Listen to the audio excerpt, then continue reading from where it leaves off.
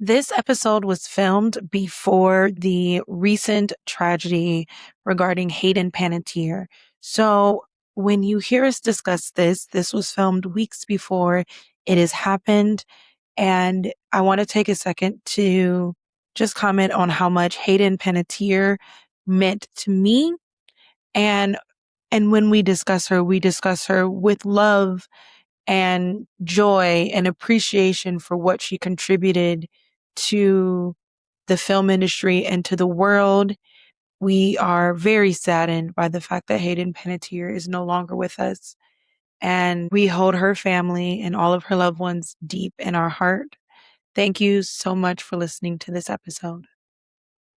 So if I'm not careful, I will hoard things. So I had mugs. I didn't have like hundreds of mugs. I was like starting the mug collection. And I said, if I go down this route, it's going to get really dark and ugly. So I just stick with like the clear. I go with the double walled cleared but candles. Hold on. We had a blackout July 4th weekend. Yeah. And we didn't have a flashlight. It's just, we lost our flashlight and whatever in the move. And I was like, don't worry, honey. I've been prepping for this. And then I was like, what kind of candle do we want? Because then I have like 15 different candlesticks. Yeah. And I'm like, do we want tapers? And I'm like, no, don't use those candles. Those are the expensive ones. Use the cheap ones. The cheap ones I got from Hobby Lobby. And then he was like, well, what about in the middle of the night? We should keep one in the bathroom. And I'm like scent mixing all the different candles. So candles though. I am a candles person. I actually sell them in my bookstore. So like I have this midnight brew. Okay. It smells just like coffee. Okay. It's a problem. Like for someone, this is decaf, by the way. So for someone who like gave up drinking regular coffee, I need a candle like that because the smell does wonders. I can't drink coffee. I drink tea. And, but I love the smell of coffee. Yeah. Like that in itself just wakes you up, you know? Yeah. So I love it. And then I also have tapers. I have candlesticks. I have an old fashioned candlestick with a handle so you can walk around with it. Like I am obsessed. Like I said, I'm like, can we get another blackout, please?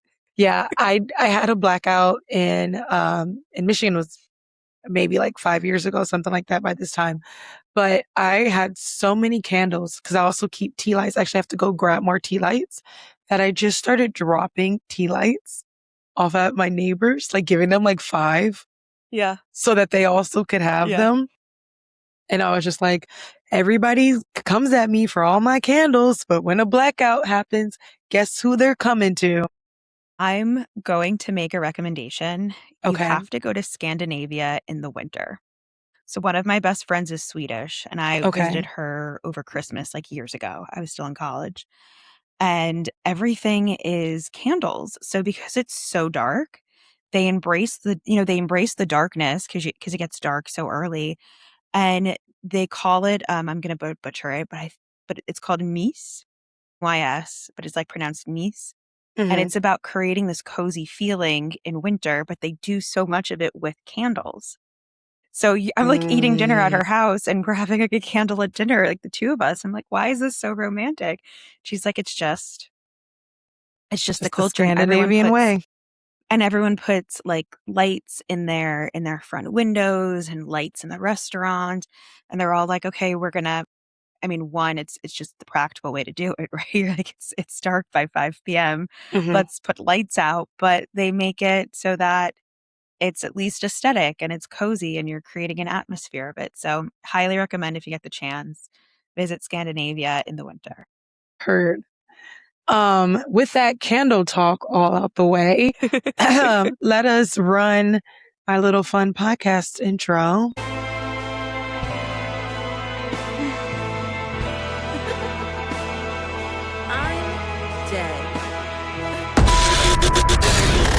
This episode of Basically Unbothered is brought to you by Sister Sense Candle Co. If you're the kind of person who wants your home to smell like a haunted library, an enchanted forest, an ancient cathedral, or the coziest autumn evening imaginable, you're going to love this. Sister Sense Candle is a woman-owned Michigan fragrance studio handcrafting soy candles, perfume oils, incense, and home fragrances inspired by folklore, gothic romance, and the beauty of the natural world. Every product is made with small batches with clean burning soy wax, phthalate free fragrance oils, and thoughtfully chosen ingredients to make scents that make everyday life feel just a little more magical. Whether you're setting the mood for your next reading session, writing your novel, or simply winding down after a long day, there's a scent waiting for you. You can shop online or find Sister Scents Candle Co. at markets, festivals, and workshops across Michigan. Be sure to check them out and tell them Basically Unbothered sent you. What if the problem isn't that you need to work harder, plan better, or somehow become an even more optimized version of yourself? What if you're just exhausted from living in survival mode? If you're a high achieving woman, entrepreneur, or navigating a career transition and you're ready to break free from systematic burnout, hypervigilance, and the constant pressure to perform, Thoughtful Thorough's 3-month mentorship might be exactly what you need. This is a one-on-one mentorship designed to help you move beyond the usual make a vision board and drink water approach to self-care. We're talking intuitive strategy paired with deep somatic spiritual practices, including psychic work, theta healing, Sekam Reiki, breath work, and yoga. The goal? To help you unpack those subconscious contracts you've inherited around fear and productivity, step out of survival mode and create a deeper sense of nervous system safety.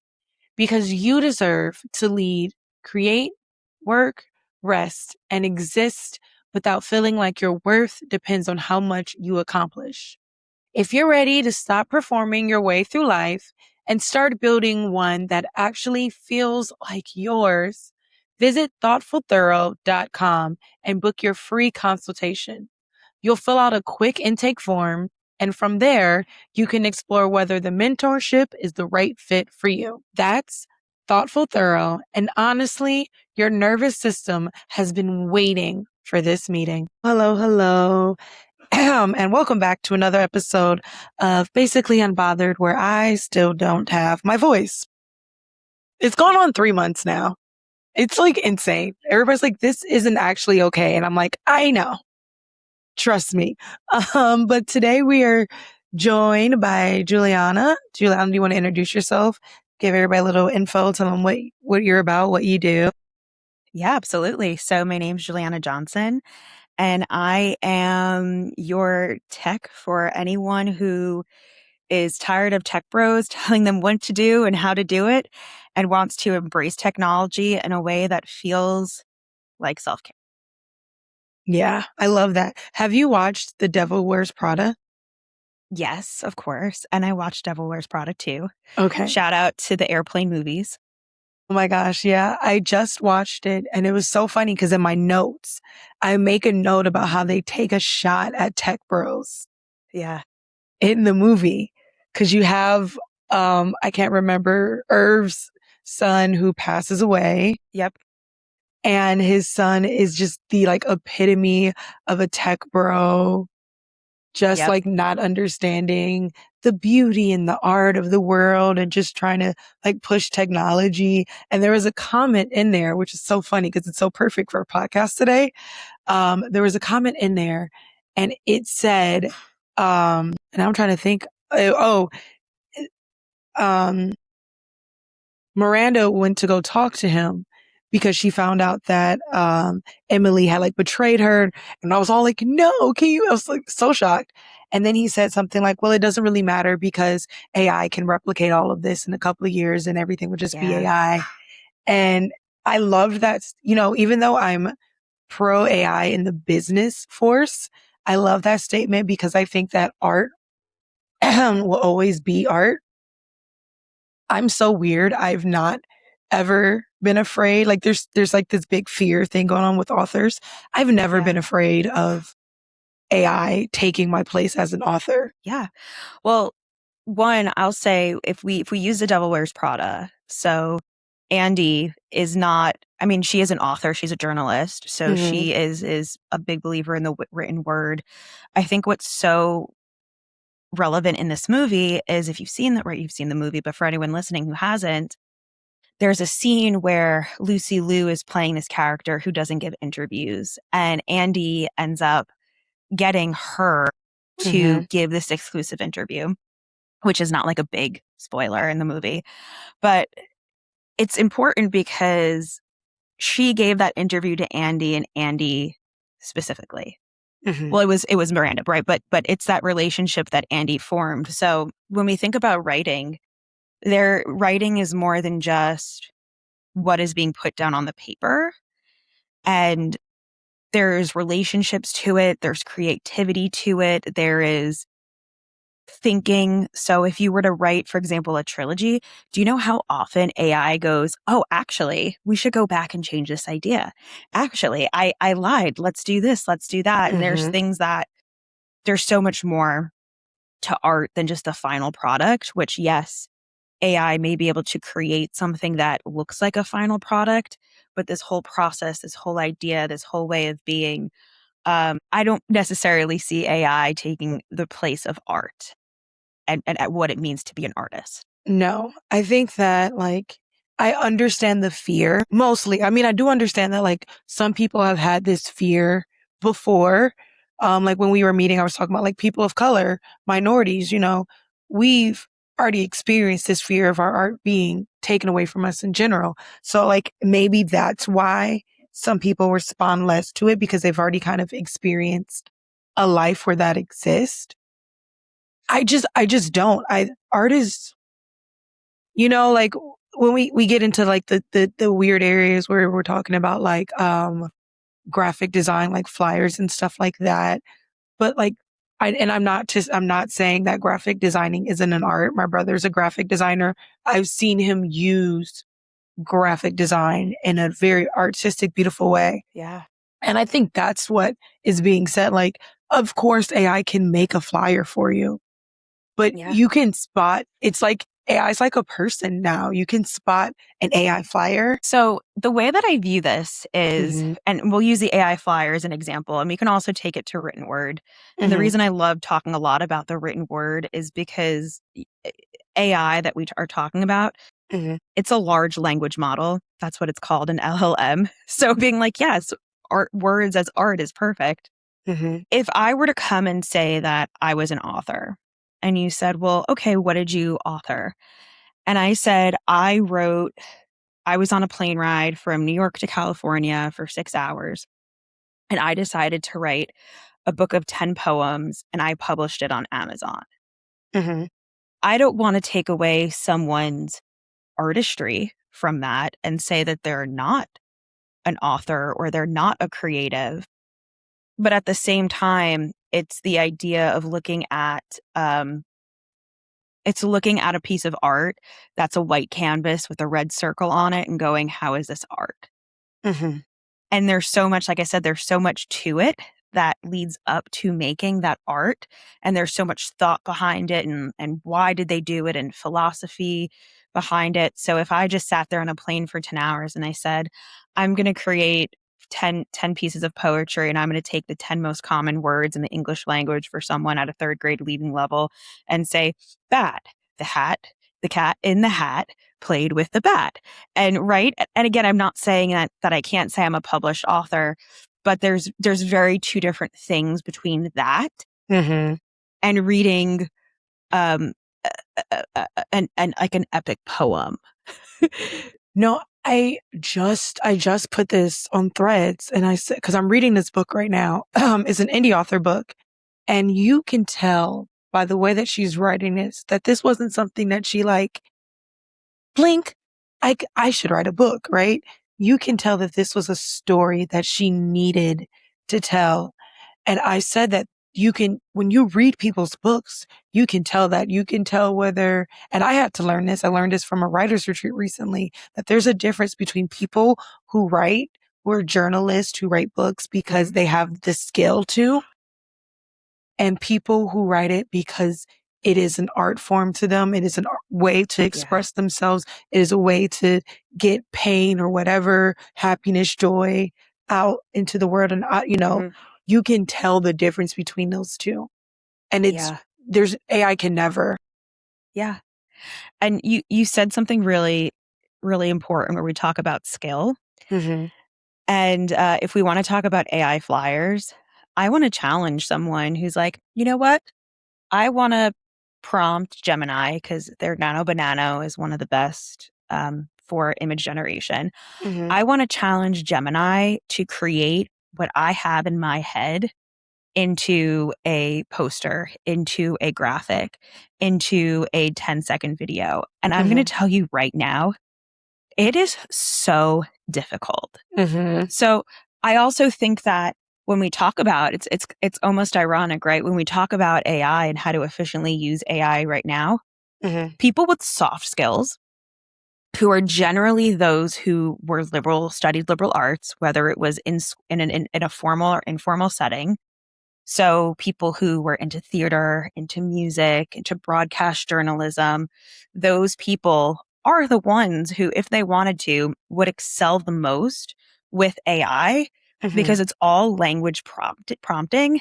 And if you have the skill to articulate yourself well, i.e. an author, if you have the way to describe something in a very unique way, like an artist, then you'd actually excel with AI, it's kind of ironic when you think about it. Mm-hmm. We're going to hop off of the AI topic because we're going to get more into it later on, but we are going to pop into our pop culture roundup, which is funny because it's funny because our pop culture roundup, it's exactly kind of what we're talking about. It was a perfect segue and I didn't do it on purpose. I actually completely forgot. So the first topic is Daggermouth, which was a book written by an African-American indie author. It was originally published as an indie author book. It got picked up by a big publisher. Comes under fire after AI allegations, and people are immediately, it's actually very polarizing. There's two sides. People are immediately requesting that this book not be bought. The publishers are getting backlash, and I didn't follow it completely because I'm actually like detoxing my feed from AI because it's just the witch hunt is a little too insane for me right now. But it's gotten a lot of backlash, but then it also brought to light that this isn't the first African-American author that has been accused of AI writing more than any other demographic of authors recently. Yeah. It's like, how do they know? How do they know? It's the MD. I don't even know how they know. I think here's the crazy part.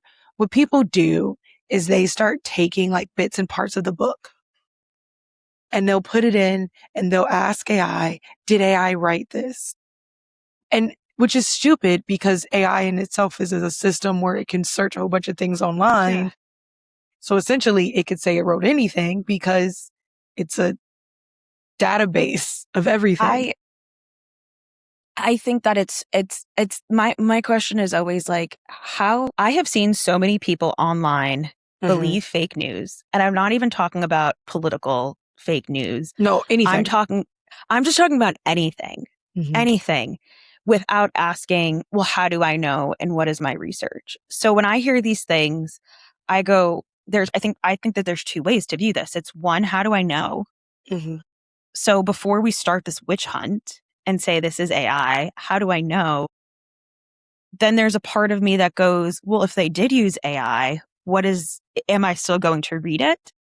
And then what is an acceptable use of AI in literature? Because if you're telling me that this person wrote this book, it got through publishers, right?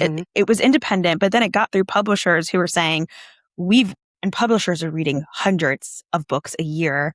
And these are not novice readers going, I can't pick up that this is AI. I think this is really well written. Who cares? I'm not even to the point of like AI authoring. As long as you disclose that this was written by AI, I don't care. I legitimately, I'm not going to read it. I don't care if somebody else wanted to read it. Like I literally, it's the, it reminds me of Love Island, the season of Love Island. Okay. Yeah. Back in the beginning of the season when Beatrice was on, and there was a controversy between her and Melanie, and she was like self-policing Melanie and being like, hey, your behavior wasn't okay. And everybody felt this way. And then Melanie was like, oh, I'm really sorry. I didn't mean for it. And she's like, no, I need you to take it. And it was a weird piece. And I think that that's where we are now, where we are like deputizing ourselves and being like, no, we need to police everything that everybody does to believe what we believe. And if they don't believe what we believe, then something's wrong with them. And we're going to, which is how this whole witch hunt began anyways. I think it goes back to where I said earlier of there's going to be different levels of artistry. Yeah. There's going to be different levels of craft. And, it's up to the publishing world to decide how do we police something, Mm-hmm. saying it's with AI or not, and how do we as a standard body Mm-hmm. accept what is what. Again, like now, if I'm a publisher, do I try to run a manuscript through AI to be like, tell me what the story's about before I even go and read it? Is that accurate or not? Is that ethical? See, that gets into like a weird space because authors are really, this is one of the things that authors are really pissed about is the concept of their books being ran through AI. Mm-hmm. Because if their book is ran through AI, then people have access essentially in their mind to their work to copy it or whatever. Yeah. Which I could go down a whole freaking rabbit hole about the way that the internet works and the way that there's so much information online about who you are, and it blends like this power social relationship. And so my whole thing is if you have your work out there, you can't stop it from being put into some form of an AI. And there's people that, so I'm really bad with spoilers. Like I hate sitting through movies because like I'm like, oh, I need to know how it ends. Like if I know how it ends, then I'll sit through and I'll watch it. Yeah. Me. Yeah. And then like I'll read a book when I find a book I really like, and then I go down the rabbit hole after about that book. So the book that I had really gone down this rabbit hole was the book Yesteryear about the trad wife, and it's gotten a lot of attention about it. And you go on Reddit, it's a huge Reddit sub. And there's spoilers and there's plot information and people want to talk about it and they're building this buzz. So like while the actual words, for example, aren't being put into an LLM, the book it's itself still being there. Everybody's still there. Talking about it. Any quote being shared even by you. And I get people feeling like, and here's where my big thing is like, I can disagree. This is what I really want people to start learning and understanding about life. I can disagree with AI art. I do think that I don't care if you use AI for your flyer. I really don't. Like legitimately, if I've said this before, if the only thing between you and promoting your business is that you don't have someone to design a flyer for you, use it.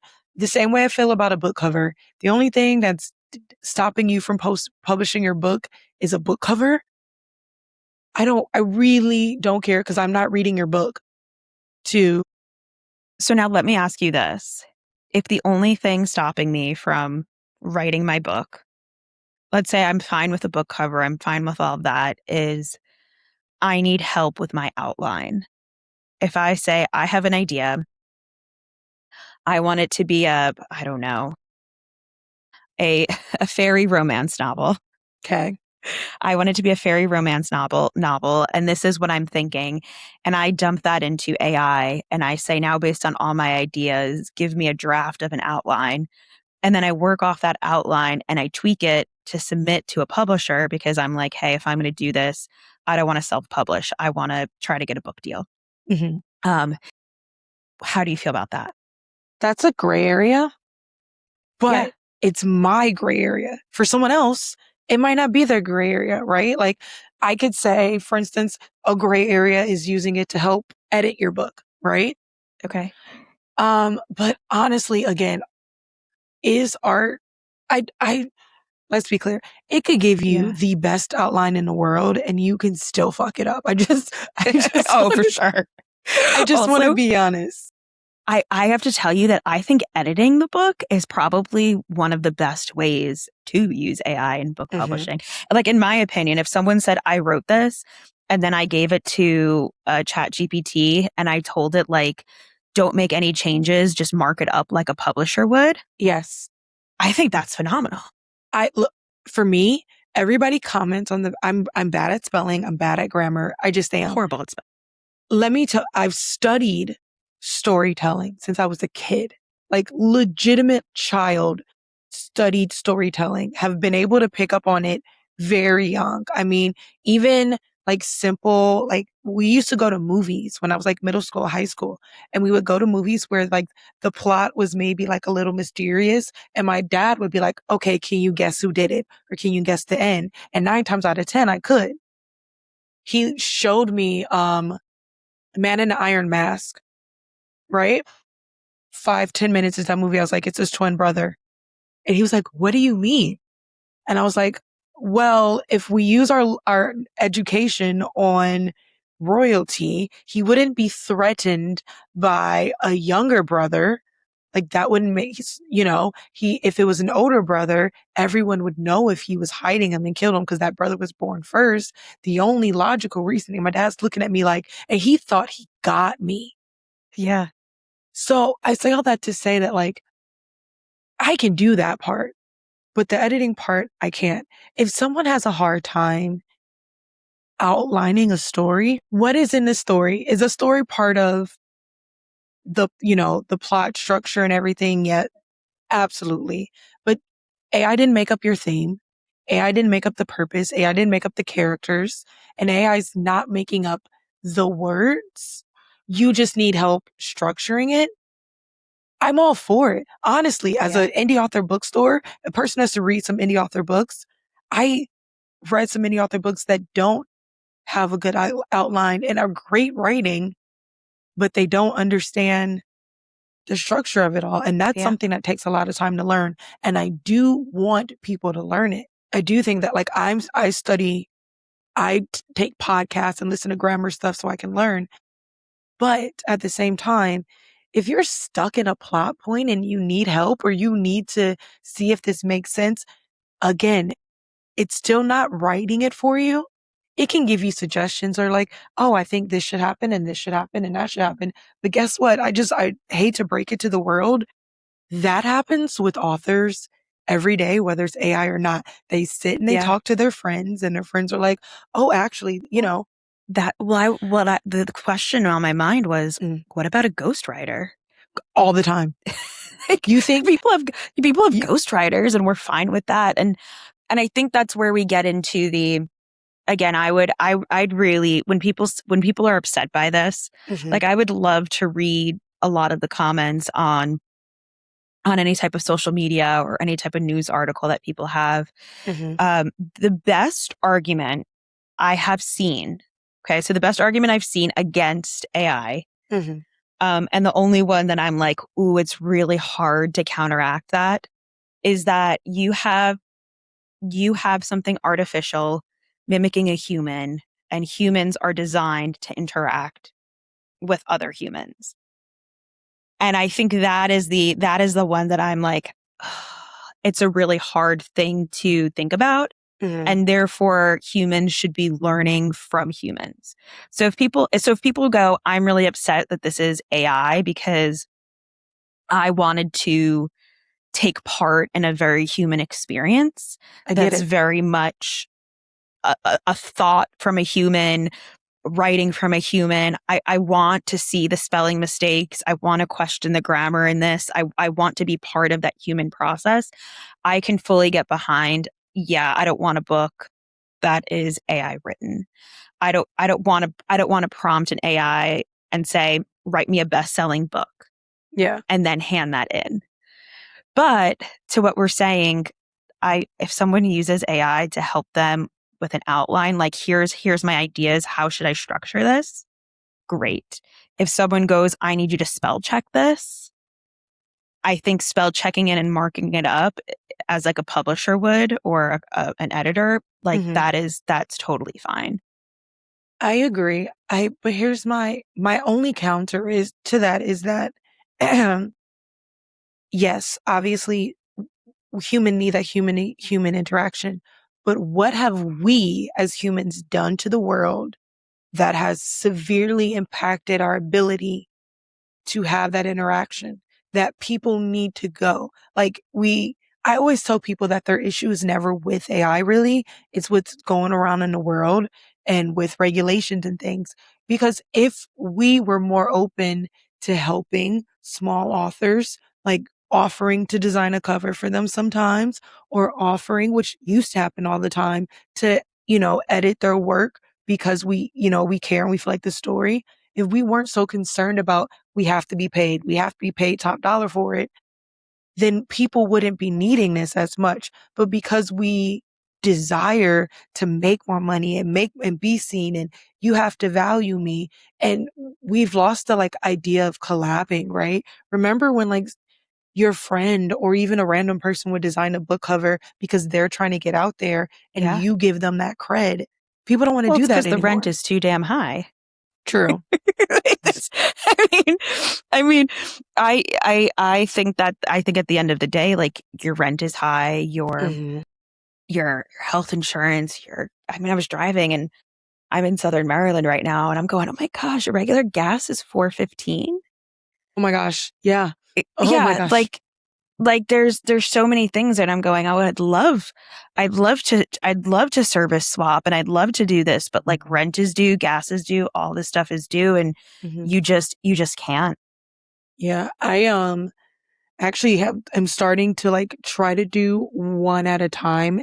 And I don't have the craziest Canvas skills, but I do have Canvas skills.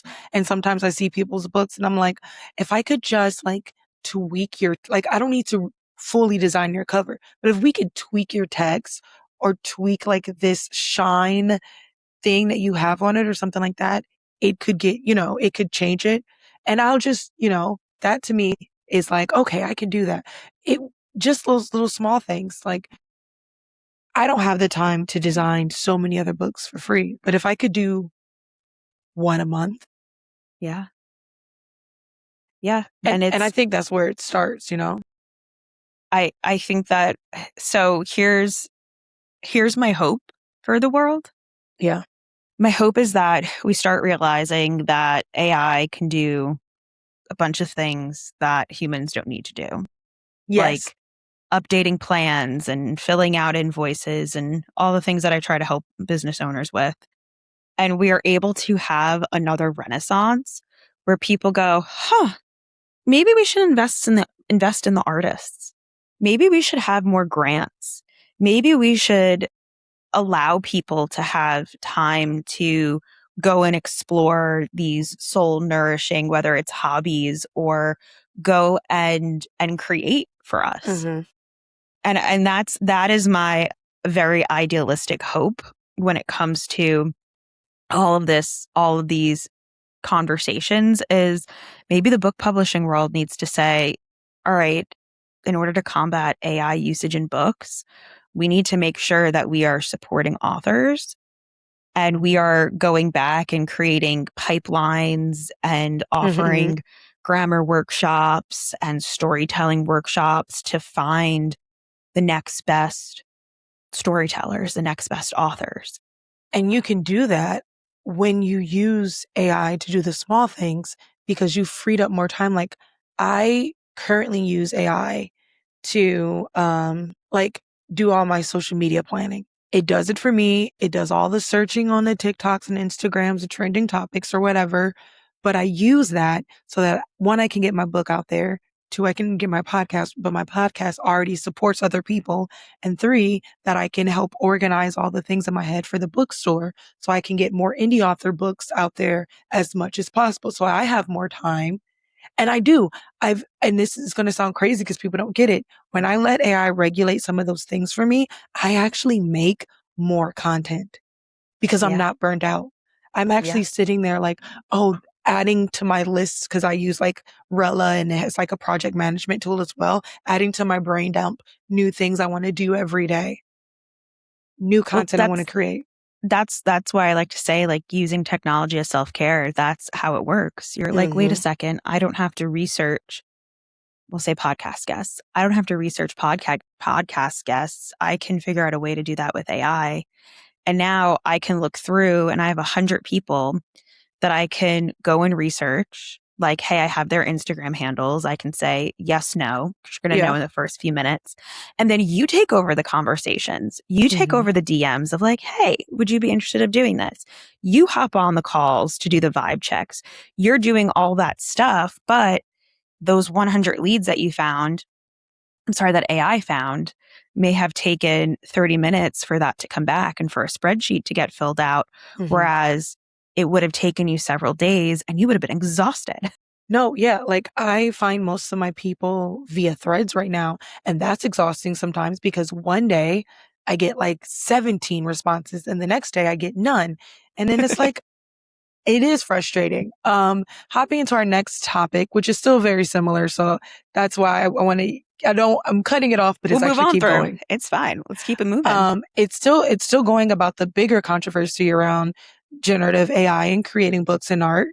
It's been announced that Barnes and Noble will sell AI books, but into music, we've had like the Grammys, the Emmys, the Golden Globes, and one of those are the same thing. I don't remember. They all get confusing to me at a certain Some award point. show with famous people. They've announced that, they won't include, and this is what I love. They announced that they won't include AI art in their, judging. Like you can't get an award for making AI art. But recently, Neo, who I used to love as a singer, used to be one of my favorite R&B singers. And then he says he's poly, but it's actually really weird as a person who is poly. It's actually really weird to watch. But he's said this twice now. He's been asked in an interview twice about AI singers. And so his response was that if AI singers can help producers and writers get in front of people and get in front of the right people. Like maybe I'm not using this as a song to go global, but I'm using this as a song to promote to people because I can't find a singer to sing the song that I wrote. Then I can take it to a company and they can be like, oh, okay, actually, we know who would sound really perfect. That's actually happened before. Last year, there was a song that was really, really popular. They found out that it was produced and written by someone, but they used an AI singer. So what they did was they got enough publicity and they was like, all right, she has the perfect voice. She's singing the song. Right. I mean, that's when you were younger, did you ever have that fantasy of you're like, I'm going to become a singer. I'm going to be like a singer-songwriter. Did you ever have that fantasy? Yeah, I wanted to be the whole pop star. I always tell people that I've always wanted to be on reality TV. I think it's fun. I mean, I think that it's Yeah. exploitive and everything, but if you have the right producers, I think it can be fun. But yeah, I used to, I love singing. I can't, like, one of the saddest things to me not having my voice is that I can't sing. Yeah. But yeah, I used to like perform mini concerts for my parents. Well, I think that I had the same thing. I Mhm. had like a, junior, senior year of high school. I was like, I want to teach myself guitar and I want to write songs. And I, tried to do things in GarageBand and I didn't know how to Me use that too. technology. And I do not have a great voice and I do not have perfect pitch. And Mhm. I'm really curious, not that I don't think I would have become this world-class songwriter, but I do think it's really interesting to say to Nia's point, what happens if the 17-year-old girl were able to leverage AI in a way that here's the song that I have in my head. And now I want to be able to share that with someone. Cause listen, I wasn't like, oh, I need to put this song out into the Yeah, like world with me I don't need to singing. make money. It's just I want to yeah, I was just like, oh, I remember one song in particular. I was like, these lyrics are fire. This is so catchy. This is like a bop right now that, I would have loved to have AI to produce that and ship it to someone to be like, do you want to buy this song? Right. And there's, especially in this example, and again, like 17-year-old white girl in Queens was not disadvantaged. But to think about, there are people who are in scenarios where having the opportunity to create this could be life changing for them. Mm-hmm. So now we look at it and we go, if someone who is musically gifted, but because of their financial situation Mm-hmm. cannot go and be, I love Taylor Swift's music, but does not have the ability to be however old she was and have mom and dad say, okay, we Move could you like across pay. the country to. Yeah. Let's move to Tennessee and like, mom's not working and driving you and like knocking down all these doors. Like that's very, very privileged. And there's very few people in the world, in America, who can do that, let alone the world. Mm-hmm. So to say like, oh, now you're able to give an AI tool to someone who has this idea, is an artist, but now can bring it to a place where at least they can get their foot in the door. Yeah. Yeah, And that has always been my biggest point. Now, I want to touch on the Barnes and Noble thing. I don't care. Again, as long as you label it that it's an AI book. I'm so, to use the name, I'm so unbothered by shit that just doesn't affect me. That like, if Barnes and Noble wants to pay for these books to go into the store for them to be sold or not, I'm not going to be spending my money on it. I don't care.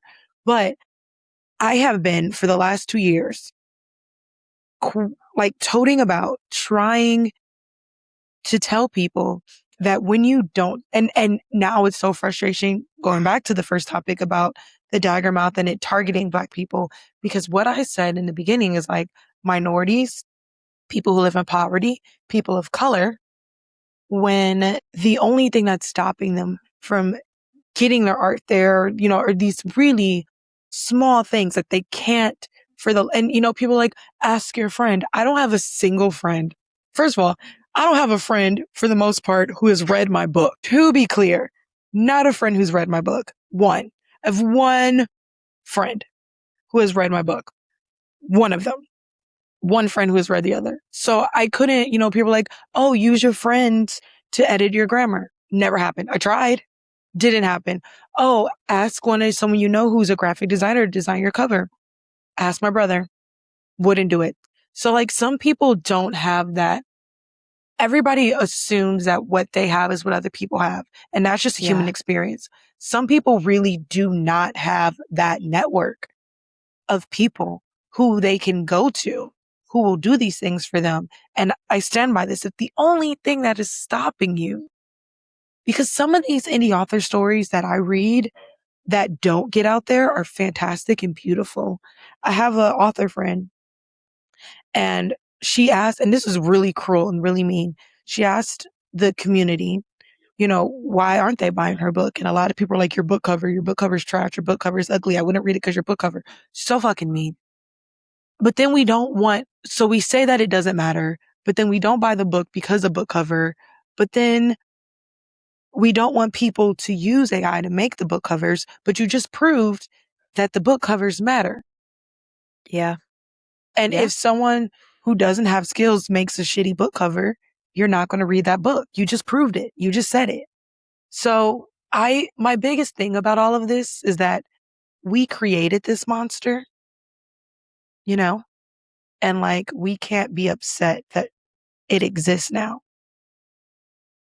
Yeah. I mean, I'm not one who, I think I usually don't read indie books. So well, that's okay. Most people don't. Right. Like I never really look at the book cover to be like, yeah, but listen, I've done plenty of trips where I'm like, oh gosh, I'm going through an airport and I have a long flight. This is a true story. I was like, oh, I'm going to be on a beach for 2 weeks and I forgot a book. and I walked into the airport, into the bookstore, and Mm-hmm. I said, okay, it's got like a cute cover. Because I Mm-hmm. also look at it and say, those are usually the books that are marketed to me, based on what that book cover is. So, uh, yeah, I agree. It's hard to judge. Why are you judging someone's writing on what the cover of a book looks like? Why are you judging the idea? And I do understand this thing because the way that people feel about AI is theft. And I understand it, but I don't think that people like we were talking about like the misinformation thing that goes around, right? AI to me is kind of built to mimic like a human brain, to take in all this information and then process it through. So, in that sense, yes, AI has access to a lot more information, but we as humans do the same thing that AI does. We just don't call it, generative AI or whatever. When you design a graphic, as much as you want to believe that your graphic is an original you thing, it's inspired by all the art, design, and everything that you've seen before. When you make a video, it's inspired by everything that you've watched before. When you write, it's inspired. Like, I notice that depending on what book I'm reading, sometimes around the time I'm writing, will tweak a little bit how I'm writing. We are people, we are meant to absorb and then regurgitate in the way that we see it. And I think one of the big Yeah, differences is that AI is that, but like, th- this is why I've always said, again, you don't hate AI, you hate the lack of regulation around AI. right, right. You hate the Yeah, fact that and it's not saying, oh, sorry, go ahead. yeah, no, and I will say this. One thing to point out is that, um, there is a slight difference between the human brain and the AI brain, and that the AI brain was trained to say, hey, if I wanted to create a book cover for that fairy romance, Mm-hmm. it's going to learn to say, okay, well, we just zoomed in there. What do most books that are based on romance covers look like? What are most Mm-hmm. books like this look like? What are most this? So it is going to pull elements to generate that. It just can't, create, like I said, something new. And I think that is a even though we are influenced, if you Mm-hmm. were to tell me to create a fairy romance book cover right now and I were to sketch it out, Mm-hmm. or if I were to try to explain it and have an artist do it, what it would look like would be something unique and original where, that book cover, for example, is going to take the fairy nose from one thing. It's going to take the fairy hair from another. It's going to take the wings from something else.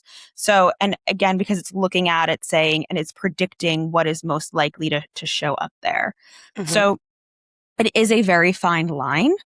Mm-hmm. And I think that it was a really great point to say, like, the hero's journey. How many times has that structure been used? In film, it's all about here's your hero. Your hero wants something. They can't get it. In part of the story, they realize that, oh, what they actually want is the opposite of what they need. They get what they need, and then everyone's happy. And in Mm-hmm. order to figure that out, they have to overcome three All objections. these ops. Like, Yeah. yeah, like that is nothing new. So Mm-mm. yes, like we're always borrowing things from that, but I do think that from a creativity standpoint, I do think that there is something that a human's going to make is going to look a little bit different from an AI person. But again, I completely Absolutely. agree that if the boundary to having your book being read as a book cover, then just prompt the AI a little bit better.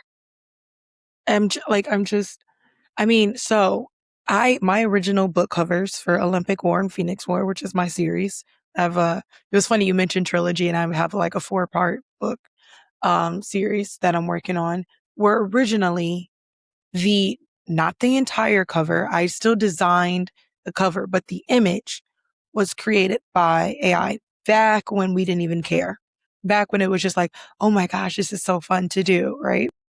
Then everything started to get crazy, and to apply for all these events, they started saying you can't use AI in this, you can't use an AI in that.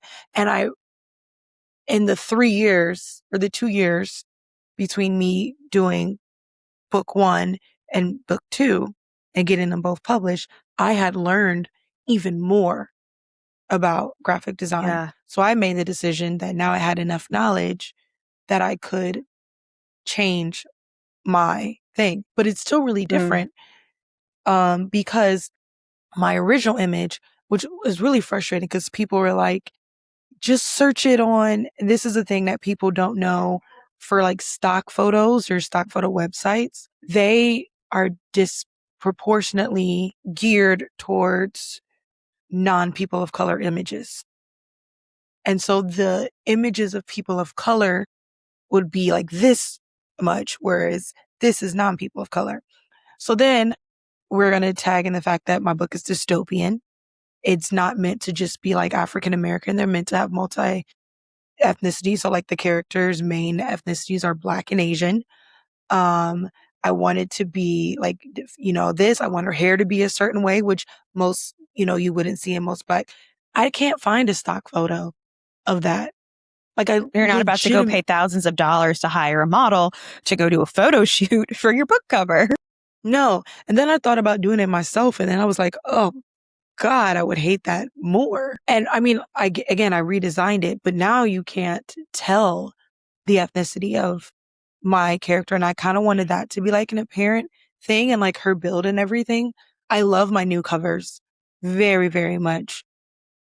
But those are things that people really do have to think about. Like, I don't know if people realize that some of their hate for this is coming from privilege. Yeah, it is. I mean, when we had met previously, I brought this up that AI now is an ethical problem, and AI is now it's political. Mm-hmm. And when you talk about it, you need to talk about it in the same matter that you would for any ethical political discussion, because we can't agree on, hey, this is inherently good or this is inherently bad. I mean, first it's technology, right? So it's a thing. It's So how can it's a a little bit of thing, both. but how can a physical thing Yes. be good or bad? Oh my, I'm so glad you said that because that is my biggest argument. Yes. Yeah. How can you say something that's man-made, that's a thing, is inherently good or inherently bad? Mm-hmm. So there's so much discussion about that. And again, like you said, if I'm using AI to generate an image where it is, because in my stuff that I try to put out on social media, I try to have a diverse. I focus just on women, but I try to have a diverse diversity shown in the images that I use. And it's very hard to find women of color, women of Asian, right? Like it's really hard to find all of that. So if you're promoting diversity, is it good? If you are using it for um, medical uses, is it good? Right? Like if you're training it to identify cancers easier, if you're using it for people who cannot speak and need to Mm-hmm. communicate, if you're using it for people who um, need to just create an image, right? Like there's all these various uses of it where it could be used for good. And when I say like it is political and it is an ethical thing, it's because there is no way to say this is good, because you're always going to have someone to say, well, it doesn't matter if we're going to use people of color, right?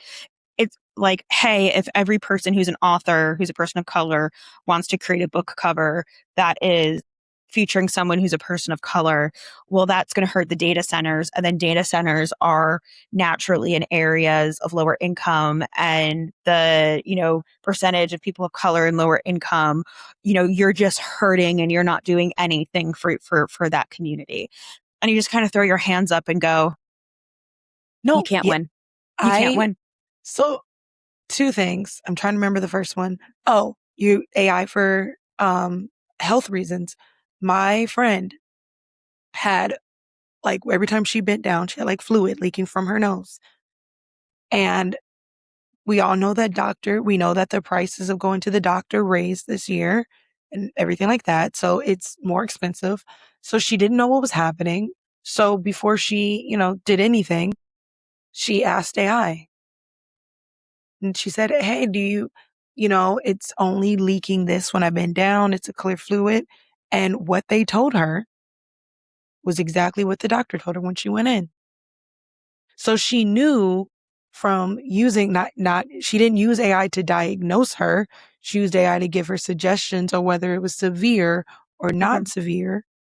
And then from there, she made an educated decision to go to the doctor to see what this is about. And that, which is like, I can overreact to things and, be like, oh, my thumb, I jammed my thumb. Is it broken? Do I need to go to the doctor? And AI is like, it's actually probably just a sprain. But if it starts doing these things, then you should.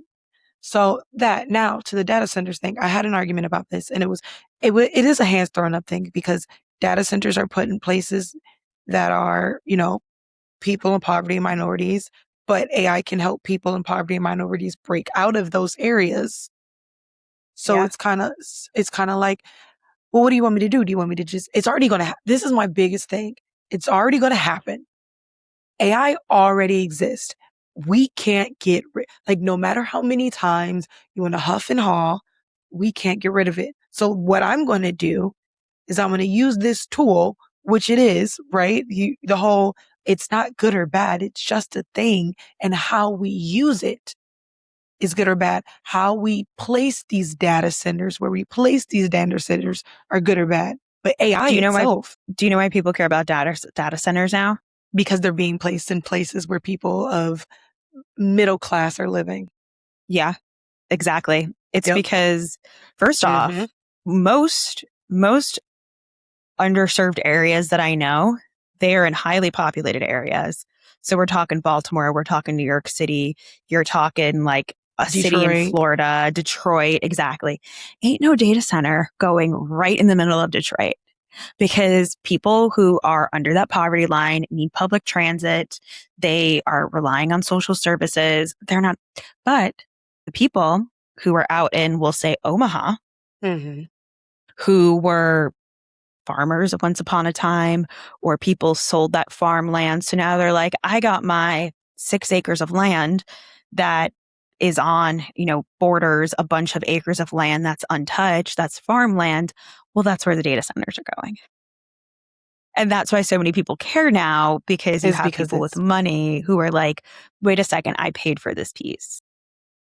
I feel that in my soul because when people mention the data center thing, I was like, where have you been for the last century? When all of these centers are being placed in these things and polluting we've been talking about, it's almost like the environmentalists have been saying this the whole damn time, but now we care.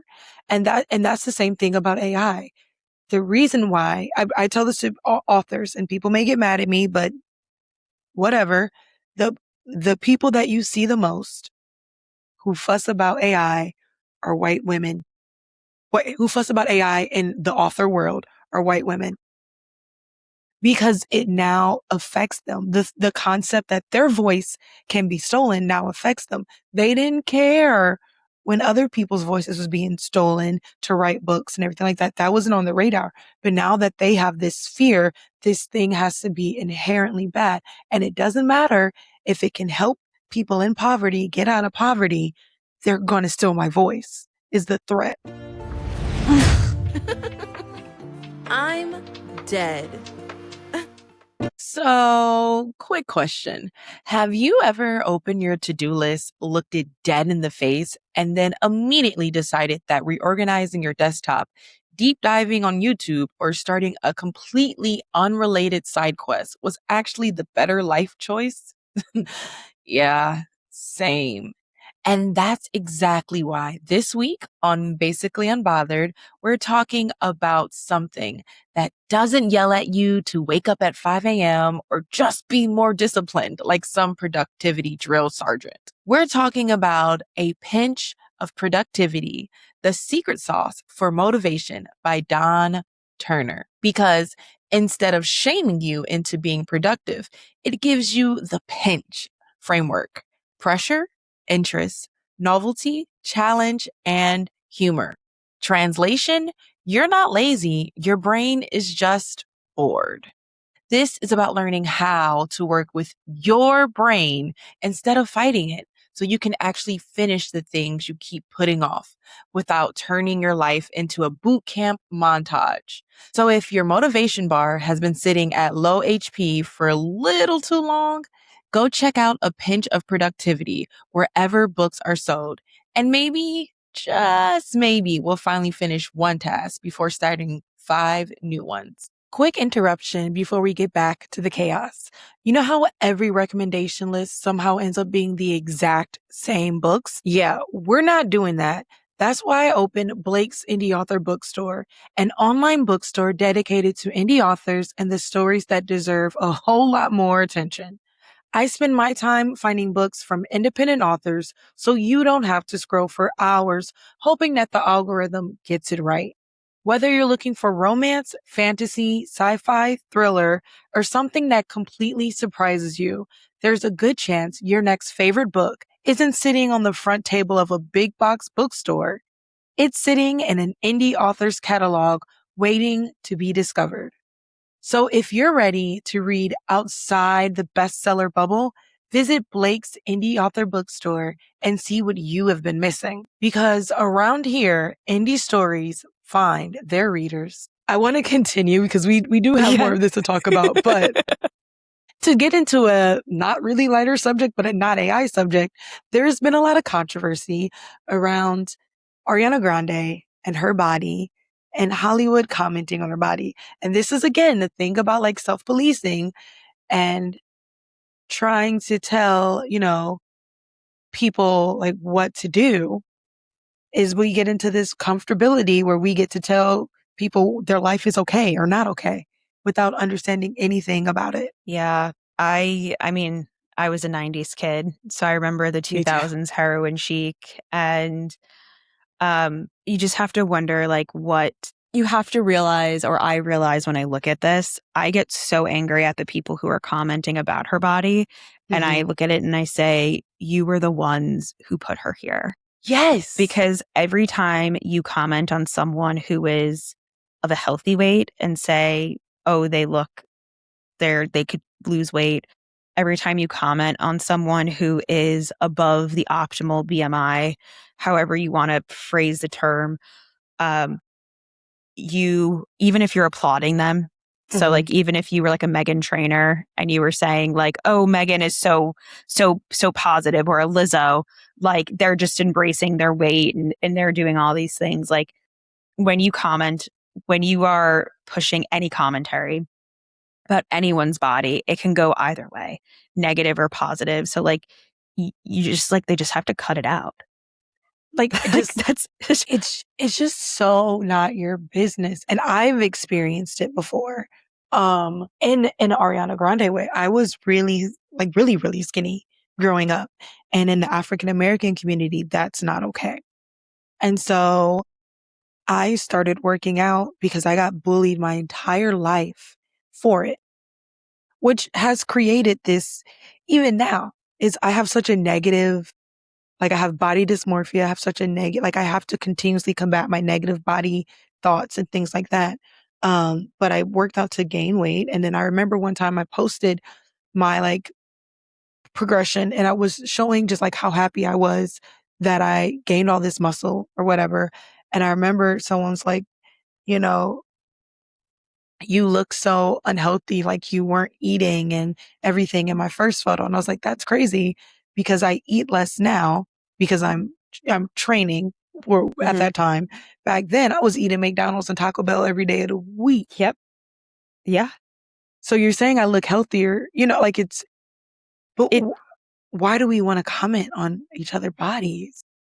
I don't know. It's so crazy to me because healthy can look so many different ways. And I was an athlete in college, and I remember because when I swam, so depending on what you swim, your body's going to look a different way. Way different. So a sprinter who's in the water for less than a minute versus what I was doing, which was distance, and I'd be in the water for a race for 18, 19 minutes. Your muscles are going to be different. And it's crazy because I always said like my body is going to adapt to what I need it to adapt to. So the body that was hiking every weekend when I was living in Tennessee is different than the body that needs to run a marathon, or the body that needs to carry a child, or the body who's going through like an autoimmune flare up, like your body. So it's just so crazy to me to say that someone could be unhealthy when you don't know what their body is doing. And like, I look at Ariana Grande and all I can say is like, I'm sending you love. And I don't want our commentary to be anything other than like, I am so sorry that we live in this world where the media thinks that they have the right to comment about your body. And whether it is that you are struggling with something, that is not for the media to comment or highlight any sort of struggles that you may have.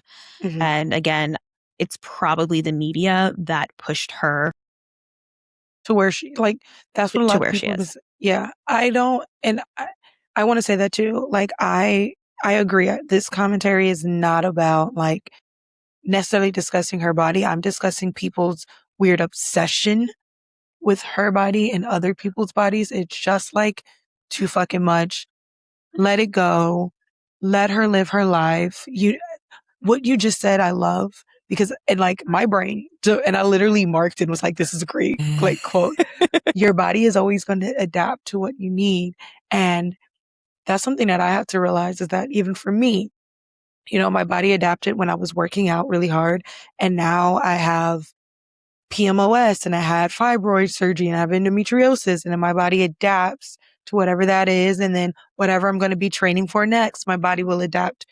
Our bodies are beautifully adapting. And what we are seeing may not be anything other than she's working her ass off. Yeah. And her body is just like, listen, so many people I know, I am not one of them. I'm not one of them, but I have so many friends of mine that when they get stressed out, they just lose weight. And I look at them and I go, when I'm stressed out, I breathe air and I gain weight. And it's just the way that things are supposed to work. So like I said, I will say this. I think that looking at Ariana Grande, there's something going on in her life. And that's why I said all we can do is like really send love, and remember that it is not the media's place to be talking about anyone's body or pointing this out, because you don't know what's going on with her life. And I think it was like Jessica Simpson, for example, when she gained weight, and she talks about in her memoir, like that might have been the time when she started drinking again. And you just and seeing these types of things fuel that and make whatever they're going through even worse. So yeah, I agree. All right. We are getting into our little segment before our main segment, which is our pettier facts. I haven't been able to do a pettier facts in so long. And I just love it because it's not serious. I mean, some of them are serious, but some of them are just like little funny things that happen in the media that you're like, what the fuck? But basically, yeah, is it petty or is it facts? Right. But everybody, I like to think of myself as like an evolved person. I spent a lot of like, work on just being self-actualized and healing and the healing journey, blah, blah, blah, blah. I still love a little pettiness. I'm just going to say, no matter how like here you are, a little pettiness in your day can help. This one comes from Practical Magic 2. So one of the old child stars of Practical Magic 2 was recently questioned about the fact that she is not being included in the sequel. And her response was, and I'm not quoting it, she said that it was sad. And the star is Evan Rachel Wood. And she said, I read the books and it seems like they're not following the book. And I think that in the book, it would have made sense to bring me back. I think the way they're approaching it, they're doing it, it didn't make sense. Now, I've read the second. Well, actually, for those who don't know, Practical Magic is actually a 4-book series. I did not know that. Yeah, I read the book because I'm a book, like I sell books for a living. I'm an author. I love reading. I cannot knowingly watch a movie that was based off of a book without reading the book. So read the book. I categorically disagree with her. Hey. So and maybe she knows more about the script than I do. Okay. But the thing is that so there was one thing I saw where they said that they picked younger people to make Sandra Bullock and Nicole God, Kidman. what is her name? Nicole Kidman look younger. But in the book, because the book is a book and doesn't follow how people really age, the kids are in college age. So they're meant to be younger. Okay. So I think it's petty because I don't if she's saying that if we followed the book, it would make sense for her to come back. She does not look like she is college age. I mean, my response is that's just Hollywood, baby. It is just, yeah. It's Hollywood. Yeah. It's like, but also the two actresses who are playing the kids, they're also like shorter and more petite. I mean, they're adults. They're over they might even be past college age. But they're way past college age. Yeah. But like they're also tiny humans. Like I've seen Nicole Kidman because she used to sneak into the church I went to in Nashville. Ooh. Gorgeous. Like would it be like a few rows behind her? Absolutely stunning. But like she's tall. And Sandra Bullock, I don't think she's petite. So I mean, the two girls that they cast that they have, they're about the same height. They're also petite. And again, the way Hollywood works, the way that because it's written in a book, you want two girls who look like they could be sisters. Yes, and that's like and in the movie, the first movie, Practical Magic, they didn't really look like they could be sisters that much, but in the first movie, it was because the mothers, right? Or the aunts. Yeah. The two aunts, one had the darker hair and one had the lighter hair. And that's what they have going on again. Yeah. So they're like every generation, two sisters are born. One has the dark hair, one has the light hair. Mm-hmm. So, but from like a stature perspective, right? Both actresses, Sandra Bullock, Nicole Kidman, were both gorgeous in their own right. Mm-hmm. They were both tall. They were both thin. They were both like, okay, like we understand that you're supposed to be when I saw it, like, okay, we understand that you're supposed to be younger versions of these aunts. Mm-hmm. And now they need the younger versions. Right, exactly. So if you cast like a Rachel in that, or whatever her name, Rachel Evan Woods, whatever her name is. Rachel Wood? Yeah, whatever her name is. Yeah. If you casted her and she's the same height as Sandra Bullock and Nicole Kidman, and then she has her sister come back, and that the original actress is like 5'4", 5'2". Mm-hmm. It's Hollywood, baby. Those are my things. And like another podcast, I'm going to talk about like the Tomi Adeyemi controversy that's going on, which is also kind of like, that's just Hollywood. I originally was a film major. And I did for art. I loved it for art. I moved to California to continue school because I dropped out reasons, went back. I learned about what the film industry was. And I said, no, thank you. No, thank you. Like what it really truly was. And as much as I love consuming film, that industry is insane. And I don't think a lot of people really understand. Even with like the casting for the Children of Blood and Bone, which is something that's coming up about one of the characters being lighter skinned than the rest of the characters. And it's like, but if she was the character, if she was an actress that meshed well with the rest of the people she has to act around, that's what they care about. They're going to always try to match the character's physical things if they can, but you have to believe this story, which means that they have to have certain chemistry with each other on screen. Like there are things that are chemistry tests and they're not just for romance. They do it for friendships. Like, what is it? One Tree Hill, the two people who played, the like best friends, that was Chad Michael Murray and Bethany Joy Lenz. They had to chemistry test as friends because they were going to be interacting with each other. So we had to believe that they're best friends. Even Charmed, one of the girls. Yep. from Charmed, like before all this scandal and stuff, Alyssa Milano wasn't supposed to be Phoebe, it was someone else. And the chemistry just didn't work out. That's Hollywood. You have to, if they're casting for a book or a movie or whatever, if they're trying to make you look like her kid, you can't be taller than her. That doesn't make sense. It's not going to resonate. I was reading, Hayden Panettiere's memoir. I'm watching Nashville right now, by the way. Oh my gosh. I know about her life. Yeah. So she was originally supposed to be in Panic Room, which got replaced by, Yep. Kristen Stewart. She was originally supposed to be in it.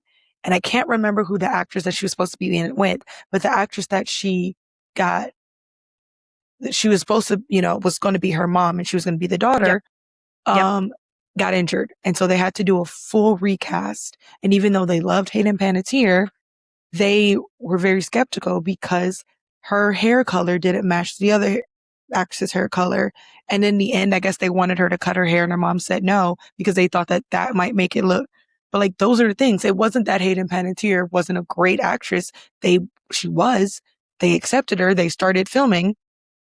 It was just simply that when another person got brought in, it didn't make sense on the screen that they were mother and daughter. And that has to be a thing. And when it's not a thing, trust me, Yeah.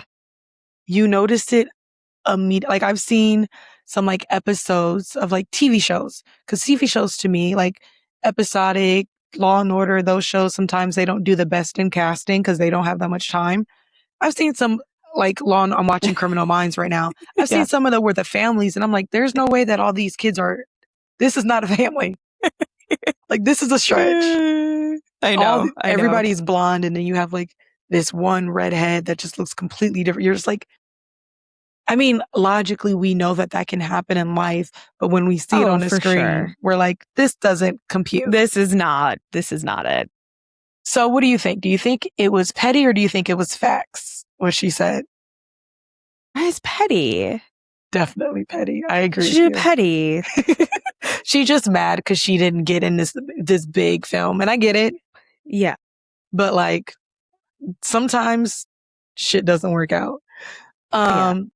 All right. Now we get to do our fun topic, which is more about you and everything that you do. We've been talking about AI, and I planned it because I planned it that way. I really wanted us to dive into like the big AI topics before we talk about how you utilize AI to help women and women professionals. So tell me a little bit more about that and what that looks like. Yeah. So I think first, when I first introduced myself and I talked about the tech bros, I think that there is a lot of fear embracing technology from women. And it's not a question of, am I capable or not? I think that the entire system is designed in a way that is scary for women. I mean, it's scary to sit in a room and say to someone, I don't understand what you're saying. Can you say it in a way that I can comprehend? Because then it looks like you're stupid or you shouldn't be at that table. And when you look at what technology does, which is speed up information, which is move information so you don't have to manually move it, when it is with AI, right, actually executing tasks that you don't have to keep doing, it really is taking off mental load. And studies have shown that in any type of relationship, whether it's a romantic relationship or a familial relationship or even a friend relationship, women tend to take on extra and they tend to take on the mental load. So in deciding to work with females, specifically female founders, so usually, when we say female founders, they have a business, they have, usually under 10 employees. So someone like me. Yeah, exactly. So someone like you, sometimes they're doing revenue of like a couple $100,000 a year, or sometimes they could be up in the millions. But wherever that price point is, they don't think about technology and how it can help them. Or they're like, yeah, I'm going to just figure it out. Or I'm going to spend my money on doing a new photo shoot so I can have better content. and not really think about I'm draining myself out by creating an invoice, for example, and having to do all these invoices every month. Or there's someone who's starting out and goes, I can't hire someone to do the invoices. I can't hire someone to send out my contracts for me. Yeah, absolutely. Exactly. And a big thing for me is I talk about technology, and I make sure I always use the term technology, and I'm not pigeonholing myself into artificial intelligence. Mm-hmm. And as we heard, I think AI's got a lot of great uses, Mm-hmm. but I also think that when building a business, or even like I've had people that they need help at home, always Grocery go for the things. list. Yeah. Always go for the things that are tried, that are true, and that are going to work. So meeting with someone, she's amazing. She's this badass woman who does home construction, custom home construction. And a lot of people have talked to her about wanting one-on-one coaching, and she wants to open up a group cohort. And I came in to help her with her technology, and there's very, very little use of AI. Like Mm-hmm. literally the only time I'm like, okay, we're gonna use your transcripts to find when your clients hit milestones. Mm-hmm. That's about it. But everything else is just in different integrations, choosing platforms wisely. And I think that again, as women, we don't push back. We don't ask questions because we're afraid. And my goal is to translate things. So whether I have to give a Sephora type of analogy or break it down so it makes sense for someone, it's really trying to show that these things aren't necessarily complicated.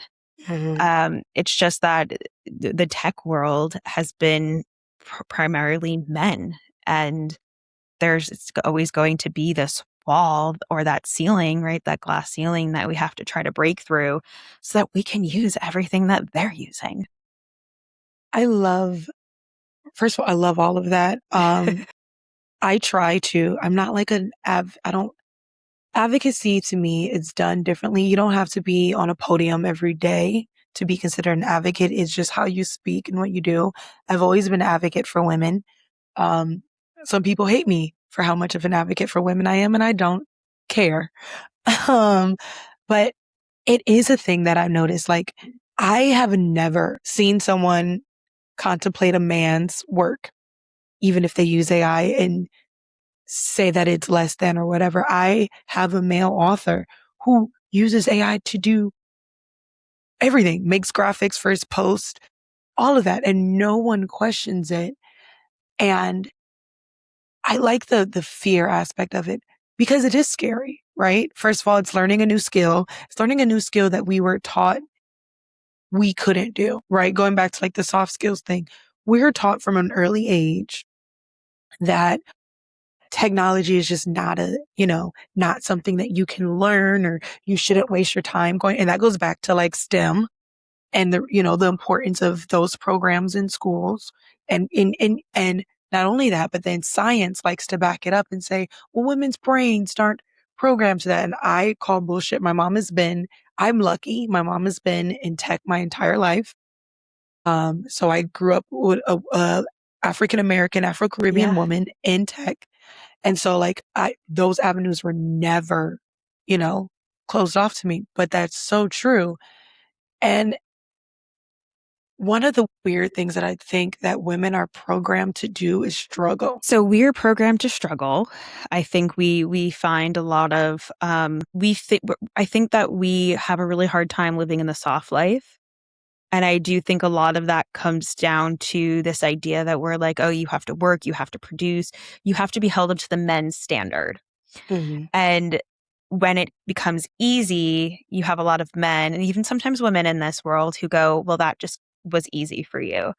And when we think about men's and women's brains, while I love technology, is because I think women are superior at solving problems. And That's just something we're built with. what technology is, and the way that I always look at it, is technology is a problem solving tool. So I still work with some really big companies inside their tech teams. So I Mm-hmm. think that's really important is when I work with female founders, I'm like, hey, I'm in meetings inside big tech and dealing with tech bros all the time. And sometimes I sit in these meetings and I'm like, are you guys even listening to each other? I might be the only female on the call. And I'm like, you guys aren't listening to each other. You're just saying things. You are overcomplicating things. And, it's just if women ran the world, if women ran technology, like all the world's problems would be solved. I'm not, first of all, I said I'm an advocate. I am not disagreeing with that. There have been so many, first of all, there's been studies that show that when women get in relationships and or marry, I think it was something like they have 7 hours of task added to them a week or something like that. It probably is more. I interviewed while back a influencer. He researches women's health and he shares it. Everything that he learns, he shares. And he said that he as well learned that fact. And so what he started doing was doing more things around his girlfriend's house to help her out because he realized that. And I think that that is something to note. But because women have all of these extra tasks that we have to do on top of each other, on top of each other, on top of each other, we actually are better at managing multiple tasks at once and being able to learn and adapt. Because I am not a homemaker, but the way that homemakers can have everything in our house and are like, I don't have this one ingredient, scrap that. We're going to make a whole new dinner in like 5 seconds. Yeah. Or, Yeah. oh, my kids are now all of a sudden bringing 3 friends each. And now I have to make a meal to fit all of them. Like those are skills. Those soft skills teach us hard skills. And that's how I view technology is when someone comes to me with a problem, I go, oh, this is easy to solve with technology. So when I sit with a female founder and I'm going, okay, let's talk about technology as self-care for you. And how can we use this as self-care? I don't ever want to limit to say someone like, hey, you can't juggle all of this. But it's me going, here's the option for you to not juggle all of this. You don't have to. I've been seeing a lot of anti-AI things being like, I like struggling. I want to do it the hard way. And I'm like, okay, but you don't have to. And we often don't realize how those small tasks can become very heavy and bring down our mental health. Yeah. So I know some of the discourse you're talking about. So it's the same commentaries about how bored kids create creative kids. And I understand that. And I think that there's definitely science behind it. So I think that when you are put in challenging situations, figuring out how to help yourself is an example. Like we're city people. Like growing up in New York City, the train, the train is skipping my stop. Okay, how do I the entire thing is shut down? How do I reroute? I just woke up on the bus and I missed my spot. I just did this. Like this happened. Like there's so many different things that when you're living in a big city, you're like, okay, I have to pivot. I have to make it work. I have to do this. I have to do that. That you learn how to help yourself. So I think that there is truth to the fact that like, yes, you build fortitude. Yes, you build grit. And if you wanted to be a female founder, you need grit. You need fortitude. But it also can be easy. So like this amazing builder I'm talking about, I know when she started in this construction world, it wasn't all rainbows and sunshines, that she had to take her licks, but also she's at this point where people are coming to her being like, please coach me. Hasn't had to do advertising, hasn't had to do any of that stuff. So it can be easy and there are things that are being hard, but, and this is where the big but comes. And I think a lot of what we've talked about, if you are a 35-year-old author, I'm just using my own age. I'm not making you. I mean, I'll be 35 in December, so you got my age too. Yeah. So you're a 35-year-old author, and you are using AI to create a book cover. In no way is that struggle for you to sit there with colored pencils and a piece of paper to design your own book cover. In no way is that struggle developing your character. Yeah. No, yes. Like some struggle we need, right? Like my journey has been, I had a business called Pure Tifa. I made candles and teas. I did it all by hand. Then I made face oils, body oils, all kinds of stuff, right? All by hand. And then my car caught on fire while I was in it. And I lost so much stuff. And then from there, it got derailed. And I mean, I've had so many life struggles, and then part of it is persevering. Those are the struggles that like I can't help, right? I just can't. And those are the character building. Maybe one day I can get on a talk show and talk about it, or maybe that's what led me to have a podcast that you need. It's not character building to try to teach yourself how to draw from scratch when you don't have the desire to actually learn how to draw from scratch. You're just doing it to get to the next step. What is character building is editing my book 17 gazillion bazillion times because I'm learning story structure, sentence structure. It is so elitist to Yes. think. Okay, so we're gonna talk about women. Mhm. So it is so elitist to look at a woman who's running a business, and let's say they have kids, to have kids and say, I struggle to manage my kids' calendars manually and run my business. But I'm not doing it with AI, versus someone saying, I am using AI to manage my kids' schedule because it helps me be present with my children. You're like, what? Because you're not, because you're going through the struggle. Now it is, Yeah. now it's harder. And again, that's where I look at it. And when I'm very thoughtful about when we're going to use AI when I work with people, because like I said, it's very political. Mm-hmm. And there's a lot of discourse around it. Again, there is an ethical component to it. So am I going to say, oh, talk to your chat GPT if you're struggling? Absolutely not. Yeah. But am I going to say for this client, for example, oh, you want to know how quickly your client got their first client that you're coaching? Okay, we're absolutely going to use AI to go through chat transcripts of your recorded coaching calls to pull this information out. Mm-hmm. Like there's why are we going to make that harder? And I think that's where, as women, there is a guilt to using it. I talked about being a swimmer. And one day I was actually swimming and I didn't want to use my fins because I was getting back into the water. And I was like, oh, this is like cheating. I should be able to swim a mile without fins. And I put on the fins and I swam the mile. I swam the mile quicker. But can I tell you, my legs hurt more in the next 3 days. Just, it wasn't cheating for me to use fins. It was working a different muscle. It was doing something different. I still accomplished the mile swim. It was just different. And that's where there's so much that women and technology are intertwined with that we don't realize, because a man would never second guess, let me use AI for this. And a woman, since there goes, what's the environmental impact? Is this cheating? Am I going to think that I'm a fraud? What does it say about me and my identity if I'm having AI do all this stuff? Like, how are people going to think of my competency? Yep. Which is something we worry about it's like a constant thought.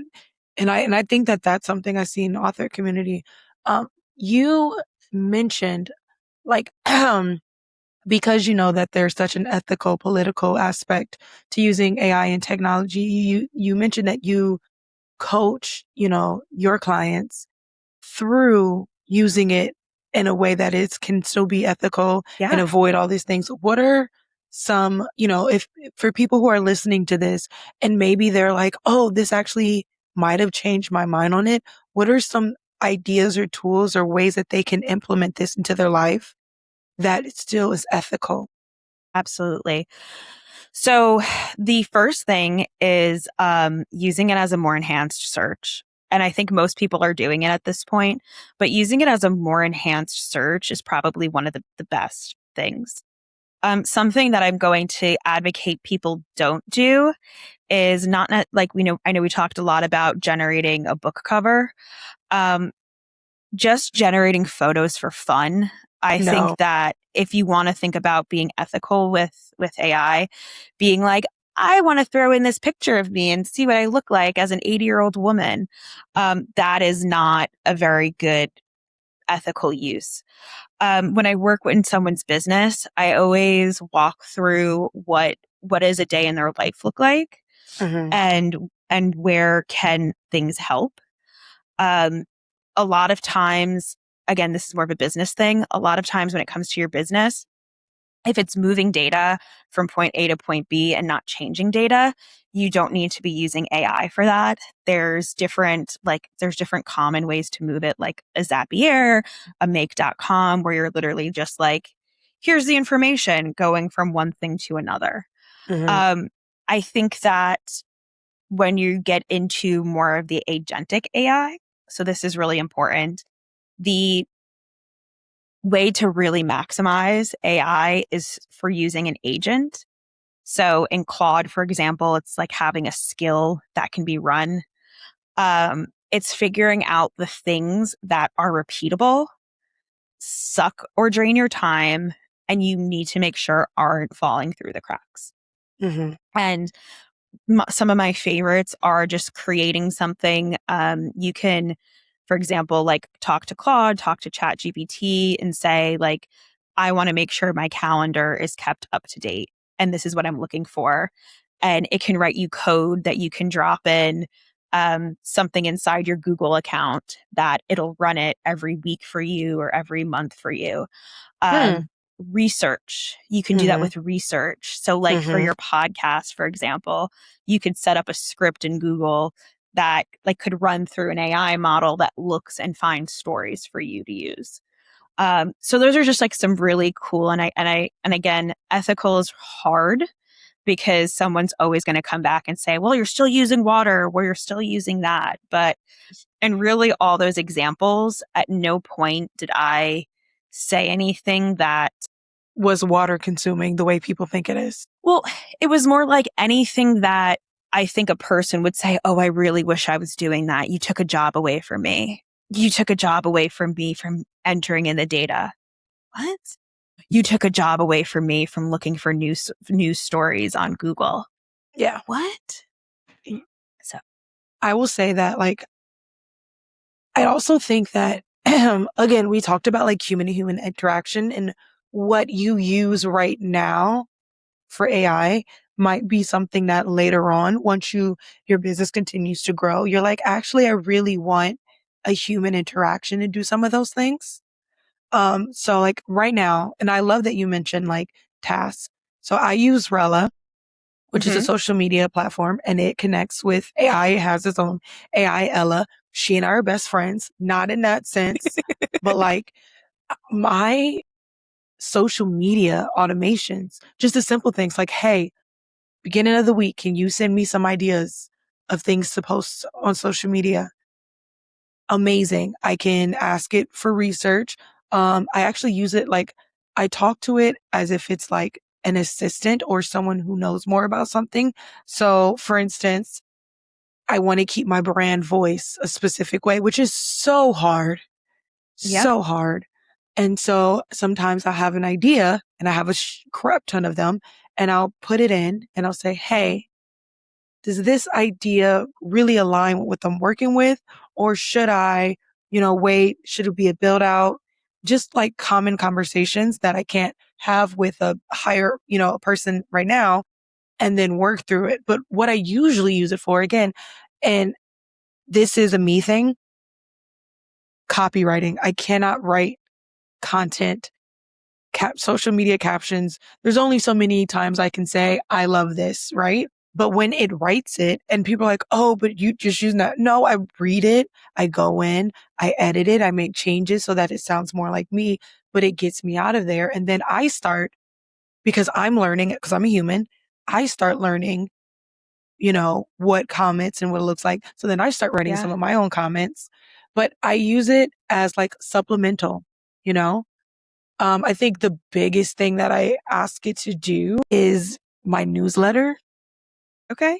Which I do take, like, I don't just say, hey, this is my newsletter. I say, hey, can you give me this formatted of newsletter? These are all the things that I want to talk about. If they need to be deeper delved, I give the deeper story. That's about like the biggest way that I use it, because newsletters they're needed, but I hate them. And I think that is totally fine. I think that at the end of the day, like if you were my client, I'd say like, you hate doing newsletters. We're going to have AI do newsletter. There's going to be human intervention in there, just like you said. We're going to make sure that we have a really great, project in ChatGPT, that it's trained on your brand guidelines, that it understands your voice, that it has its do's and its don'ts. We're going to, make sure that we have this outline for it. You're going to look over it and pretty it up as an example. And then whoever you use as your email tool, we're going to make sure that we have a template there. Or maybe there's a connector in Claude that we're going to say, hey, Claude, here's the content. Go and make sure it's built appropriately in our newsletter. Like, those are things that I think it's so hard as a business to be expected to do all these things on top of everything else you have to do. And you know what? Maybe you just don't have, and the other option is like, you just don't have a newsletter. And if that's a choice that you make as well, like that's a choice. But if you find a lot of value in it, then yes, like have the newsletter. It's like having content. You need to have the content. Yeah, for me, my newsletters, I only do it like once a month now, because it's not like, but I agree with you. But that's the thing that you have to realize. And like, when you make those sacrifices, the hard part is that as we are kind of blending all the conversations of AI and social commentary and things. Yep. People are always telling you, oh, but if you had a newsletter, you would get more people. Or, oh, if you did this, if you were on social media. And it, like, when you're, especially as a woman working in a business and you're trying to take it all in and you're trying to do everything because you really want to succeed, you only have so much time in a day. You do. And everybody's telling you, like, I just want to run a bookstore, I still have to I just want to sell books and promote feminism. I just want to sell books. Right. And write my books. And, that's the passion I have. And I do like running a business. It is fun. But some of those things, like, they bog you down and they prevent you from doing the things.